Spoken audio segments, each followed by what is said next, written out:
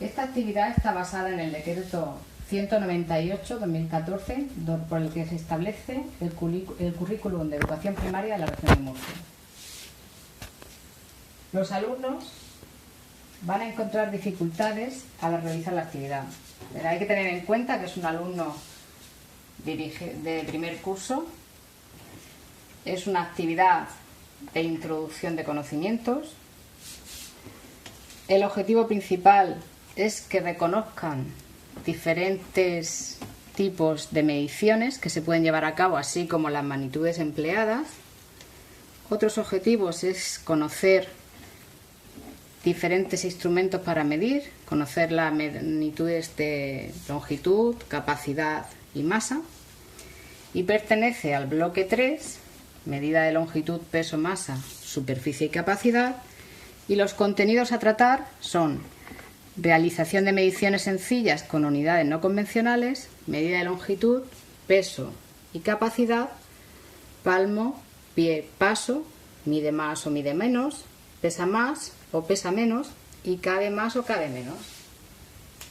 Hay que tener en cuenta que los niños se encuentran, según su desarrollo cognitivo, en la fase preoperacional y, por lo tanto, responden a situaciones sencillas de cómo funcionan las cosas. Por ello hay que plantearles experiencias y problemas cercanos a ellos para que el aprendizaje sea significativo. Además, hay que tener en cuenta que la manipulación y el juego van a formar parte de ese aprendizaje. Para iniciar la medición con palmos, comencé por preguntarles si recordaban cómo se llamaba cada dedo, con el fin de que cuando les dijera qué dedos tenían que utilizar, supieran usarlos. Les planteé un juego que consistía en una carrera de relevos, donde el meñique tenía que ayudar al pulgar para hacer la medición. Y tenían que colaborar, algo a lo que ellos están acostumbrados a hacer en el colegio. En realidad este movimiento les costaba bastante hacerlo porque la psicomotricidad es algo que no lo tienen muy tomado. En cuanto a el resto, que fue pies y pasos, lo hicimos por la clase. Con los palmos midieron sus mesas. Una vez que habían medido con la mano, con los palmos, les pregunté cuál era el resultado. Había resultados diferentes porque evidentemente cada niño tiene un palmo y una medida diferente. Entonces ahí fue el momento de introducir la medición con algo más exacto. Para ello empleamos la regla. El problema que tuvieron con la regla los niños es que querían comenzar desde el principio de la regla. Y hubo que explicarle que no, para hacer una medición exacta, el 0 era el nivel inicial donde tenían que empezar a medir.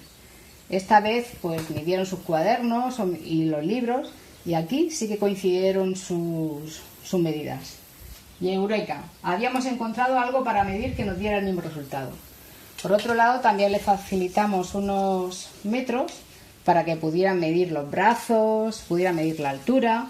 Y esto sí que les gustó porque, bueno, pues era algo que no estaban acostumbrados a hacer y sí que querían saber el resultado de esas mediciones. Para introducir los pesos, realicé una balanza con materiales reciclados en el que el problema en el que iban a encontrar era qué objeto pesaba más o pesaba menos. Pero claro, ellos asociaban que a mayor tamaño del objeto, mayor peso. Y eso ellos pudieron comprobar con un lápiz que en principio es más grande que una goma y la goma. Cuando hicieron la pesada, vieron que la goma, siendo más pequeña, pesaba más que el lápiz, por lo que ya pudieron comprobar que no necesariamente el tamaño se ajusta al peso del objeto. Aquí pesaron todo tipo de objetos, todos los que tenían a su alcance, como sacapuntas, pegamentos, tijeras, estuches, incluso los desayunos y las frutas que llevaban, puesto que era el día de la fruta. Para el tema de la capacidad, utilizamos botellas de agua que tenían diferente de llenado y ellos tenían que adivinar cuál era la que tenía mayor capacidad o menos. Eso se utilizaron medidas de botellas de litro con menos agua y botellas más pequeñas. Y ahí pudieron ver, además de hacer algunos ejercicios en el libro, cuál era el resultado de esas mediciones.